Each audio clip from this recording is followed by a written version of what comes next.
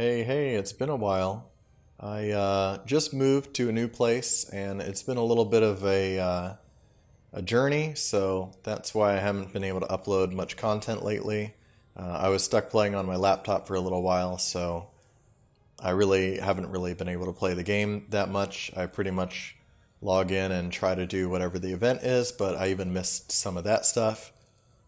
Just been busy with, some real life obligations and things, but the PvP endeavor was just a couple of days ago, and I was able to play a couple of rounds on my laptop, and I did finish the event campaign on this character, which I mentioned in another video, and I claimed the lobi, and there was a short lobi sale on that Friday, and I used that to buy two ships, which I'll show here. I have the Zal Heavy Cruiser, which I got for the Invincible trait, and the Walker Cruiser, Light Cruiser, which comes with the Obfuscation Screen console. And the reason why I chose those two ships is they both had something that all of my ships could benefit from, because I have a couple of other, builds on here. I have like a, Jellyfish build, an Isenberg, an Andorian, the Bozeman, and the Nova, and all that stuff. So the things on those builds benefited everything. If I was exclusively focused on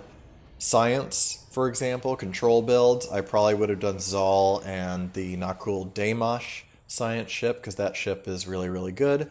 If I were exclusively doing like beam overload dogfighter type builds, I still would have chosen Zal, and I would have chosen the Adaleth heavy cruiser.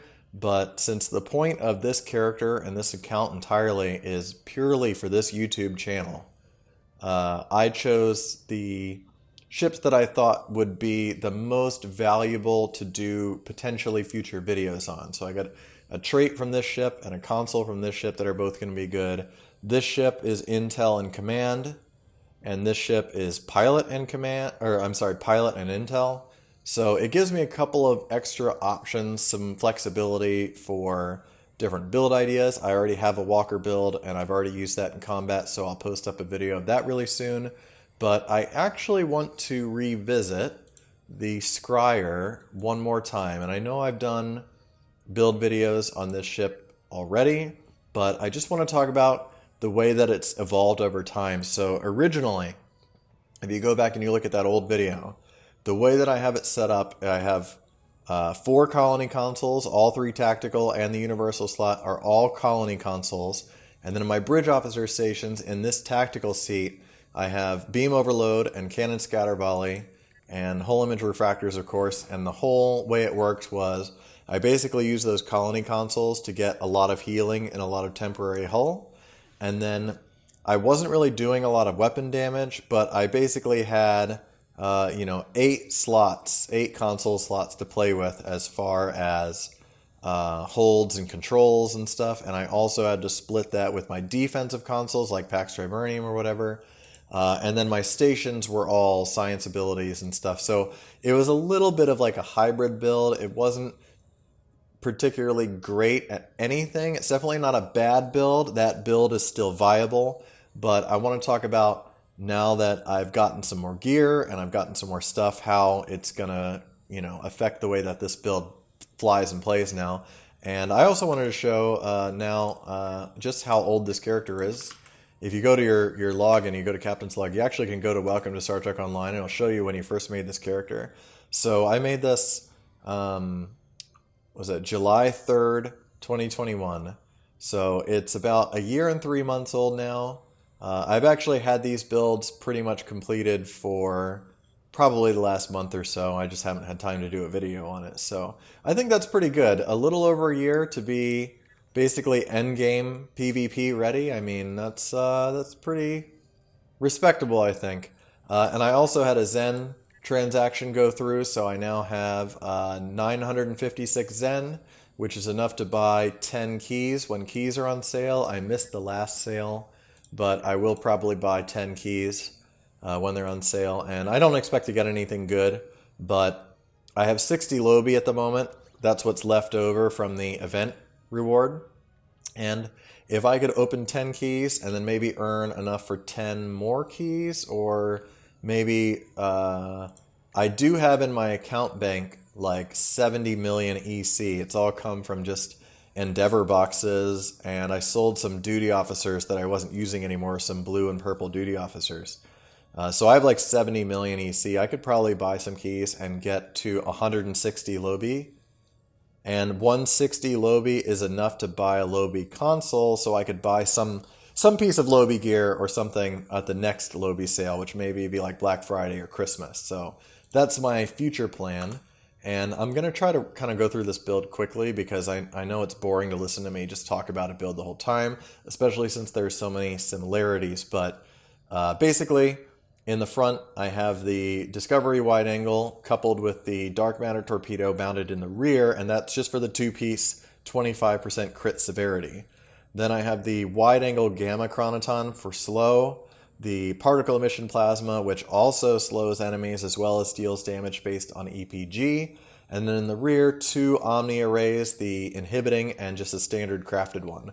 And the reason for these Omnis is the three of them, these three energy weapons can be used with the target whatever subsystems thing of a native science build, and I used target engine subsystems to give me a better chance at knocking off their engines. For my other gear, I have the Jem'Hadar deflector for perception and control. And inhibiting secondary deflector, this does really good damage with the gravity well and the other control effects that I'm using. And even though it takes 4 seconds to deal the damage, it's a guaranteed hit every time. The deteriorating deflector does not do well on parses in PvP. And the reason is because even though it could deal more damage in theory than the inhibiting, it's a damage over time effect, and it gets cleared constantly by, lots of different effects. The other gear, competitive engines, of course, the bolstered warp core, which gives me exotic damage resistance. That includes electrical, toxic, and radiation damage. So that's really useful. And the fortified shield, a little extra hull capacity, and a placate. And that three-piece set constitutes a good amount of bonus energy resistance, which will get my resistances up above 75%, but only against energy damage. But that's what a lot of players are using. For my consoles, so now that I have 4 new console slots to play with, there's a couple that are here the exact same as the previous build. I've got Pax Triburnium, that's a good defensive console. I have a fluidic phase decoupler for getting out of trouble. I also have hull image refractors, which is just there for the temporary hull. And then I also have molecular phase inversion field, which I use for the bonus damage resistance, except this console is even more effective now because normally this one takes your weapons offline and it disables beam overload and cannon scatter volley, which is what I was using for healing before with the colony consoles. Now that that's not my source of healing, I can activate this console, free of charge, so to speak. And it only has a 1-minute cooldown, so it's really good. New to this build, I have the Obfuscation Screen, which came from the Walker. When you activate that, it basically makes you untargetable, and you just kind of sit there. I'll just do it right now. You sit there like this, you drop to 0 for a second, and then it heals you back up. I have instantly full hull and full temporary hull, and this green smoke comes out. Nobody can target me or attack me during this time. And when I come out of it, I also have 120% bonus damage for however long I stay in it. I don't have to stay in for 20 seconds. I can deactivate it early, like that. But you can sit in it for the full 20 seconds and get 120% bonus damage for the 20 seconds. So that's a really useful defensive console.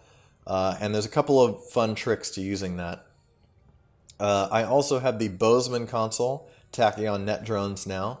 That gives me a little extra crit and perception, and this cool net drones bubble thing. It's like a 3-kilometer size bubble. It prevents people from using cloaking devices, intel team, reveals ships that are cloaked, lowers their damage resistance rating, and a really important thing is every time you land a critical hit, it applies some damage and knocks their shields offline for several seconds. So if someone is stuck inside of Tachyon net drones and you keep hitting them with the weapons, then they are going to die much more quickly because their shields are gone and they're also being debuffed. And that's kind of the point of this build. You have a lot of debuff effects and a lot of hold and control effects, so you don't have to deal that much damage. I was trying to explain to someone on Reddit about this, but like right now I only have 94,000 hull, right? But I have 56% resist, and that's just resting. In combat, it's probably closer to 70% all the time. So let's say 70%. That means that it would take 159,000 damage to kill me, as long as, if there's no debuffs or anything involved. If I am rapidly healing and I have temporary hull, so let's say over the span of combat, let's say a 5-second window, if during that 5 seconds I can also heal another 100,000 hull, that's 194,000 hull times the 1.7 of my resists. That's 329,000 plus, say I have some temporary hull, another 94,000 or whatever. That's 400,000 hull right there. So you would have to deal more than 400,000 damage to me in less than 5 seconds in order to kill a ship. And that's just, I'm just giving an example there. Now, on the other hand, this ship, the way that I have it set up with all these debuffs and things, if an enemy has 420,000, theoretical hull over 5 seconds because they're healing and so on and so forth. And I'm not even factoring shields into this yet, so that plays a role as well. But if I can reduce their resistances and disable them, stop them from using their heals and, that sort of thing, I could reduce them to only needing just the 94,000 of their base hull to kill them. So there's kind of two ways to come about it. You can do it just raw strength, like try to out damage their healing. And that works great for like pug games and just random pickup games and stuff like that. But in endgame PvP, you have to use debuffs. And ideally, you have a team where like one person's in a ship like this one and another person is in like a beam overload ship. And one of you does the holds and controls and debuffs and the other one does the high spike damage hit to score the kill. And that's sort of the chess game of PvP. So... and that console works really well for that. I also have added the sticky web. This console cracks me up every time I use it. Makes me laugh. But if someone's flying away from you and you hit this, it just creates this huge wall. They slam right into it. It slows them down. It knocks their intel team offline. It's just really, really funny to see and pretty useful. Obviously, Parasitic Ice is here. Obviously, Hostile Acquisition is here. I also have a Field Exciter with Control X, so that gives me some EPG and control, as well as extra shield capacity. Someone listed this one very, very cheap.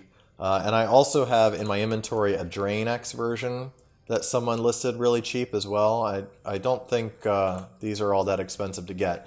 The expensive one is the EPG modifier one, and that's not really that necessary in PvP.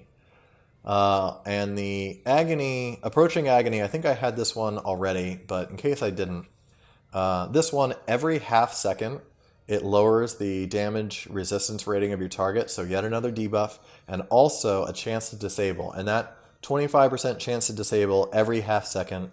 A disable like this, it stops heals, it stops evasive maneuvers, it turns off things that are in progress, like let me give you an example. If I activate the molecular phase inversion, you see this 20 seconds, it's timed, it's counting down. If I get disabled during this time, it will turn it off immediately, rather than letting it run out the whole 20 seconds. So DPRM works that way. The Lucari field projector healing console works that way. There's just a lot of advantages to throwing out a bunch of disables, like from Approaching Agony. And it's very similar to Ionic Turbulence, the Bridge Officer ability, which I'll talk about in a minute, but that also has a disable. And the main sort of like punch that this build has to scoring a kill is a Car's Revenge, or a Car's Vengeance. This was a free console in an event last year. Basically, it does a really large electrical damage hit. it can crit, and it ignores shields completely, and it does a damage over time effect that also ignores shields, and it disables subsystems. So it's really, really effective. But the thing I like to do is I like to hit Temporal Surge, so I get 100% crit chance, and then use some debuffs and things on the enemy so that they're sort of susceptible to a big hit. And then I try to land a big Akar's Revenge hit. So 29,000 electrical damage there. If I have, let's say I have the stacks of crit severity from the Discovery set, that could be 29,000 damage times that would be 2.15, 215%, because you have a base of 100, and then, so that'd be a 60,000 damage hit, basically. Which isn't enough to one-shot someone with 90,000 hull, but it is a really, really big hit, and if I have some other sources of crit severity, it could get even higher, depending on the situation, so that's just something to keep in mind. Let's just jump over to the skills real quick. I have Command as my primary, that the Achilles heel is really effective, and so is Boost Morale. And then Temporal is my secondary, but it's mostly for this plus 50% exotic particle generator skill. The actives are not crazy useful. There's a little bit of temporary hull, which is nice. These damage over time debuffs and increases are kind of nice, but people clear damage over time effects a lot, so I'm not sure how effective these really are. If this is sort of a more offensive layout, if I was afraid of dying more, I would put Miracle Worker as my secondary instead for the resistances, critical heals, and immunity to drains and subsystem disables, that kind of thing. Let's go on to traits. I've got Conservation of Energy, that's bonus damage. I've got Redirected Armor Plating, that's damage resistance. I've got Give Your All, that's even more damage resistance, basically, but this dodge, 20%, actually occurs pre-resist, so it's a lot more than it seems. It's really useful. Intelligent Agent Attaché, that makes my captain abilities recharge faster. Sensor Scan and Subgalactic Beam are so powerful, so the more often you can use those, the better. Unconventional Systems, absolutely critical to this build. I have a lot of control effects, so the more control effects I can use, the more frequently I can use my universal consoles, whether they're defensive ones like the Obfuscation Screen I talked about, or offensive ones like Tachyon Net Drones, Sticky Web, Akar's Vengeance, etc. So that's a really important one. Fresh from R&R, this is an immunity to control effect for 3 seconds every 45, and team abilities, the minimum is faster. That's really, really useful. Intel team, engineering team, science team, all that stuff, the minimum cooldown becomes only 10 seconds, and if I'm lucky with a couple of procs or whatever, I can use them more frequently, which could be the difference between life and death. I have Particle Manipulator. That increases my critical hit chance and severity with exotic damage abilities. I don't know if this affects Akar's or not, but it definitely affects Gravity Well, and the secondary deflector and some other things, so it's probably worth slotting. Although now with Temporal Surge being so powerful, you could probably not slot this, and then use Temporal Surge, just time your Temporal Surge along with your other abilities, but sometimes it's nice just to get some damage just out there in the field, so probably worth slotting unless you have something better. Pseudo Submission, defensive thing. Placate every 15 seconds, basically, when using hull healing. Reconstructive Radiation, this heal is actually a surprising amount, 12,000 HP every 30 seconds, and it seems to go off pretty often, and it also clears damage over time effects for 5 seconds, so you're immune during that time to any damage over time effect. That's why I always urge people not to use the deteriorating secondary deflector in PvP, because there's just so many things that just automatically clear it, and then it's worthless. Invasive Control Programming, basically it knocks a random subsystem offline anytime anyone flies through any of your control effects. And this can occur at most once every 30 seconds. That's per target. So if 5 different enemies fly through your Gravity Well, they each will still get a random subsystem taken offline. So it's a very good trait. In reputation traits, I was experimenting with active hull hardening.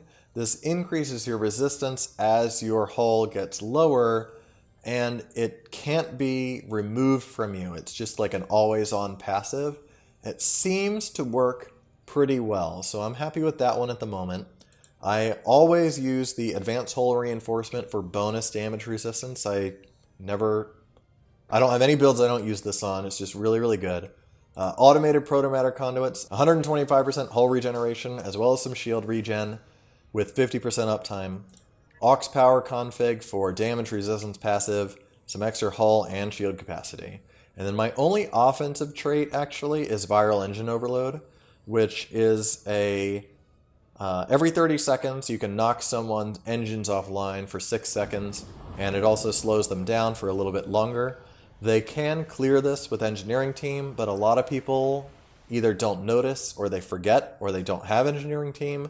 So you can use this to set up, you disable their engines, and then you put them in the net drones, and then gravity well, or whatever other stuff you're going to do, and then you can really screw them up. On the offensive side of active traits, I do use Force Challenge. If I have somebody locked down, and they're injured, and they're trying to get away, and they fly away, I will actually fly into my net drones, or Plasma Storm on my main account, or whatever, and I will force challenge them back into the psi spam, which is pretty funny and very effective. And then I also have the quantum singularity manipulation on this build. The plus 125 to science stats, that's control, EPG, drain. It's also perception and shield hardness and some other things, so it's really, really useful. And then these other ones, this is more defensive, protects you from incoming damage for as long as it's alive. And the entanglement singularity has a chance for a hold effect and also slows people down. So it's just another layer. These have a 5-minute recharge, so they're not critical to the build or anything, but it's just another layer of, challenge to put against the enemy. Oh, I almost forgot. I didn't show my Starship Traits, and that's kind of the most important part. So I'm using Superior Going the Extra Mile, and the reason for that is whenever your target is above 90% hull, that's you or a friend, they gain higher maximum hit points. On this ship, I do have a pretty low amount of hull capacity, only 94,000. And if I activate a heal with that trait on, it jumps me up to 103,000, so about 7,000 more hull. That's a pretty substantial amount, and it also increases the amount of temporary hull that I can have. So it's just really, really useful for staying alive, and I'd rather be alive, but if you're feeling a little saucier, you could slot, something else more aggressive. Concealed repairs is my main source of healing, so most of my healing comes from concealed repairs. I have 3 placates on this build. There's pseudo submission, aux to sif, and the competitive shield. So that means that this trait, I am getting it pretty much at its global 45-second recharge. The only negative to this trait is all it does is a heal, and it's based on your total ship's hull capacity. So another reason to use the Going the Extra Mile. But that's pretty much all this trait does. To supplement that, I'm also using Honored Dead. Honored Dead, as you take damage, you gain these stacks, and they have infinite duration, which is really, really nice. But it's 200 damage resistance, as well as a little bit more health regeneration. And the nice thing about this is it's up all the time once you get them, but the negative is if you get sub-nuked or if you die, you lose all the stacks. So I would say Honored Dead plus Concealed Repairs is kind of like a poor man's plot armor, for lack of a better term, because plot armor, it gives you a heal with a 45-second recharge and 250 resistance. But the negative to plot armor is it's up for 15 seconds, but then it's down for 45. So you have that gap, that 30-second gap, where you're not getting any healing and you don't have any resistances. So the nice thing about Honored Dead is you have those resistances all the time, no matter what. As long as you don't die. And then also defensively, I have Invincible. That's from the Zal Cruiser, like I talked about. When you're reduced below 5%, you're unkillable for 8 seconds and you get some extra healing. But if you get sub-nuked during this time, you will still die, so just keep that in mind. But there is a nice trick that you can do and this is something, it's just practice, piloting skill. You need some poise, anticipation, whatever you want to call it. But if you feel like you're about to drop below 5% health, you can hit Obfuscation Screen and see it knocks you to 0, but it doesn't actually knock you to 0. It's just like a UI glitch. The Zal trait does not trigger. So now Obfuscation Screen is on a 2-minute cooldown, but my Zal never triggered, so that is still available. So you basically could be unkillable for 20 seconds, and then you come out of Obfuscation Screen at full health and full damage. So it's like a reset button, basically. And it saves this Invincible for when you really need it. So ideally, you want to hit Obfuscation Screen before your Invincible goes off, not after. If you hit Invincible and you're already unkillable for 8 seconds, and then you hit Obfuscation Screen, well then they're both on cooldown for 2 minutes, and you're at risk at that point. You know, if I see someone do that, I chase them down and I try to kill them because I know that they are, you know, in a weakened state. So ideally, you want to activate this console before your Invincible goes off. That way you still have both. Offensively, I only have 2 traits. Improve Gravity Well. There's a little bit of, again, some damage resistance debuff, and it makes the Gravity Well last the full 40 seconds, which is really nice. If I were using Tychons, I would obviously use something different. Improve Critical Systems more severity. There's a trait that comes on a Voth lobi ship that gives you an extra 50 drain expertise. I also was testing this Ingenious Tenacity trait from the Eisenberg. This one gives you anytime you activate any specialist abilities, that could be Intel Team or Viral Engines or Ionic Turbulence, and you take damage, it's basically full-time reverse shield polarity, or 6-second long reverse shield polarity. So in the heat of combat where you're activating these things like kind of at random, this actually is really good for keeping your shields up. So that's another good defensive trait if you're doing that kind of build. And I tried a bunch of different things, and that's kind of what I settled on. And then Temporal Surge, you get this really short phase out and untargetable thing. It's only 2 seconds in PvP. Thank you to the developers for fixing that. It was really annoying when it was 10 seconds. 2 seconds is just long enough to break target lock, but not long enough to really break the game. But it does give you a 100% crit chance and some extra speed and turn rate.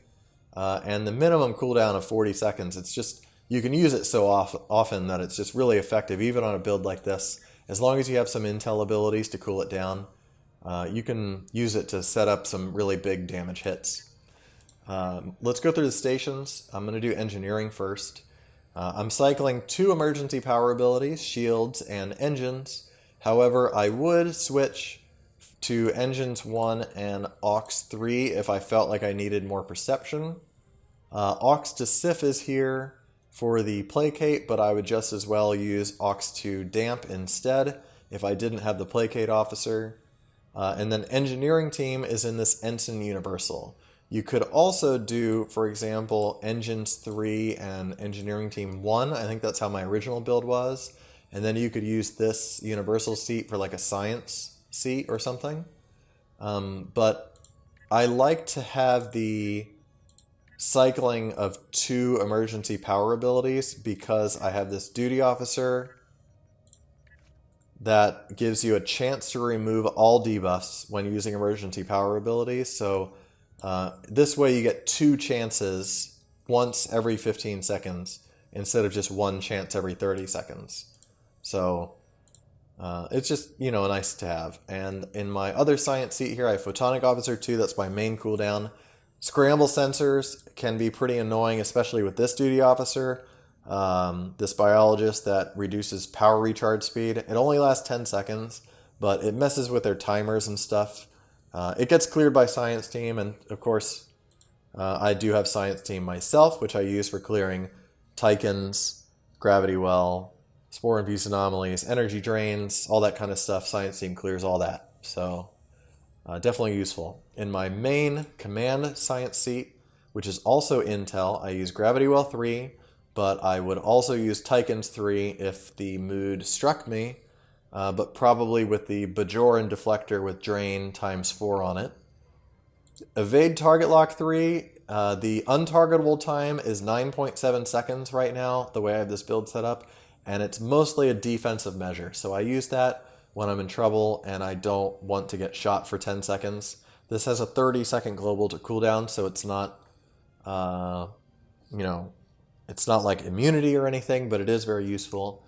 The Tractor Beam Repulsors, this breaks out of Parasitic Ice, but it also applies the invasive control effect, that random subsystem offline, and also deals the radiation damage from the inhibiting secondary deflector.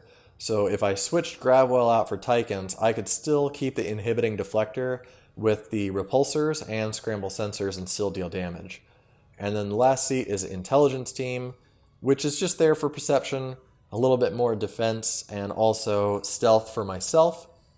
If I'm fighting someone that has no perception, then this is super effective. If I'm fighting anyone that has a decent amount of perception, this alone is not enough to not get targeted, but it is one more, just layer of defense. And it happens to cool down Temporal Surge as well, so I can get that up a little bit faster. So it's just good to have there. You could swap that out for some other science ability or something, maybe if you wanted, or you could do jam sensors or structural analysis, whatever. In the other seat, I originally was using this with the Colony Console build, like I said, for the Colony Consoles, but now that I don't need that anymore, I'm using Viral Impulse Burst. That is purely because it's a control effect, and I can cool down my Universal Consoles faster, and you don't have to have a target for it. You can use it at any time. So even if I activate something, out here, with no enemies around, I can still hit Viral Engines and get that cooldown a little faster, and same thing with Repulsors. So that's kind of a good way to speed up your console recharge time if you don't have to actually go into combat to do it. And then Ionic Turbulence. Ionic Turbulence is very, very useful. It's got that hold effect. It's a slow as well, and it lowers their damage resistance rating as long as they're in the cloud of it. And it lasts for 20 seconds too, so you can really lock somebody down with that. My other duty officers, got the Evasive Maneuvers duty officer, the Placate officer like I mentioned before, Warp Core guy. I have the Aftershock Gravity Well doff, but if I were using Tychons, there's also an Aftershock Tychons officer in the Phoenix box, so I would use that instead if I switched to Tychons. And Segus with the Scramble Sensors. I wouldn't use this if I weren't using Scramble Sensors. And then I also have a 47 of 47. This popped up really, really cheap on the exchange, and I just grabbed it. But basically, when you activate a Science ability, it will reduce cooldowns of Intel and vice versa, but it is a chance. But since I don't have the Boimler effect, since I'm free to play and I don't have enough EC to afford that, this helps with the recharge times between my Intel and Science abilities, just like that. My Intel team dropped down really fast, and now it's actually at global. I have to wait for it, and there I can activate it again. So it just synergizes really, really well with this kind of build. All right, I'll put up some combat footage. You can check it out. I have a Walker build video coming soon, which is pretty bread and butter, but still appreciate doing that. So thanks for watching, and see you a bit later.